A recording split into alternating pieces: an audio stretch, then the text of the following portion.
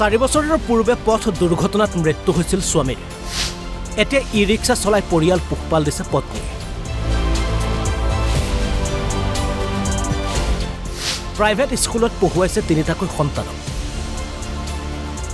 মনত অদম্য সাহস আৰু পৰিশ্ৰম কৰিব পৰা শক্তি থাকিলে জীৱন সংগ্ৰামত আগুৱাই যাবলৈ কোনো অসুবিধা নাথাকে।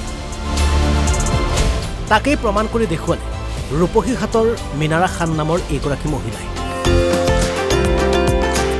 হাতত ই ৰিক্সাখন লৈ মহিলাগৰাকীয়ে চলাইছে জীৱন সংগ্ৰাম।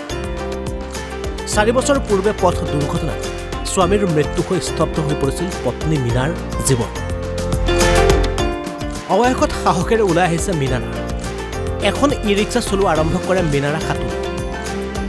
এতিয়া মাহেকত 20,000 পৰা 25,000 টকা উপাৰ্জন কৰে। তিনিটাকৈ সন্তানক পঢ়ুৱাই আছে ব্যক্তিগত খণ্ডৰ বিদ্যালয়।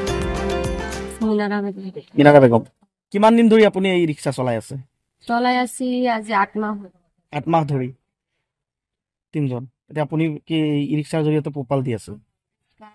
এইটো চলাই মই পৰিয়াল পালি আছো আৰু স্কুল পঢ়াই আছো, প্ৰাইভেটত পঢ়াই আছো। প্ৰাইভেটত স্কুল পঢ়াই আছে? কোন কৈছে? তিনিজন। তিনিজন কি ল'ৰা নে ছোৱালী?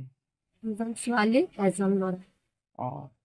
এতিয়া আপুনি জীৱন সংগ্ৰাম এনেকৈ কৰি গৈছে? কৰিবই লাগিব, নহ'লে চলিম কেনেকুৱা? মই ডেকা ছোৱালী, মইতো বেলেগ জেগাত কাম কৰিবও নোৱাৰো আৰু মই হোটেলতো কাম কৰিব নোৱাৰো। আৰু আজিকালি মোৰ 2টা ল'ৰা আছে। মই কিবা এটা বেয়া কাম কৰিলেও তো 2টা ল'ৰা ডাঙৰ হ'লে মানুহে বেয়া কথা ক'ব, মোৰ মায়ে তেনেকুৱা আছিল তেনেকুৱা আছিল। সেইটো কাৰণে মানে বহুত লাজত মানে মই এইটোৱে কৰি আছো। উপায় নাই, কৰিবই লাগিব। কোনো মানুহে কোৱা নাই এইটো নিয়ে নহয়। মই নিজে চিন্তা কৰিছো, ঘৰত শুই পেলাই বহুত কান্দিছো। কান্দি কুটি মই কি কৰিম নকৰিম এইটো একেবাৰে বহুত বেয়া হৈ গৈছে। পিছত মই চিন্তা কৰি পেলাই মই ভাবিছো মই এইটোৱে কৰিম, নহ'লে মই কেনেকুৱা চলিম। ৰূপহীহাটৰ মীনাৰা এতিয়া আন 10 গৰাকী মহিলাৰ আদৰ্শ হৈ পৰিছে। মীনাৰা আৰু আগুৱাই যাওক, আমাৰ ফালৰ পৰা থাকিল শুভেচ্ছা। বহুত জেগাত যাওঁ, এনেকুৱা দেখা নাই। ৰূপহীত প্ৰথম দেখিলোঁ, দেখি ভালেই লাগিলে। এইজন বাইদেউৰ আদৰ্শত মানে আজিকালি যিবিলাক আমাৰ বেকাৰ আছে, তিৰোতা আছে, এইটো আদৰ্শতে মানে চলিব লাগে।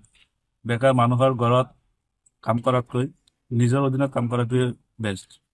মহিলাগৰাকীৰ 3টা সন্তান আছে। 3টা সন্তানক প্ৰাইভেট পঢ়াই আছে, নিজৰ ভালদৰে চলি আছে। মানে উঠিছো প্ৰথম আৰু মই আচৰিত হৈছো যে মই কি মানুহে ৰিক্সা চলাই আছে। মই উঠি থানাত আহিবলগীয়া হ'ল কিবা কাৰণত, মই আহিলো। মই আচৰিত হৈছো আৰু যে ভাল কৰি আছে, যে এনেকুৱা এটা ভাল পৰিৱেশত চলিব পৰা হৈছে। আৰু তেনেকুৱা ময়ো বিভিন্ন ধৰণে বিভিন্ন জেগাত দেখি থাকো, বিভিন্ন প্ৰকাৰে চলি থাকে মানুহ, কিন্তু এইটো এটা মানে ভাল প্ৰচেছ লৈছে মহিলাগৰাকী। মই আচৰিত হৈছো আৰু ভালো পাইছো। লাওখোৱাৰ পৰা আব্দুল হান্নান, অসম লাইভ 24।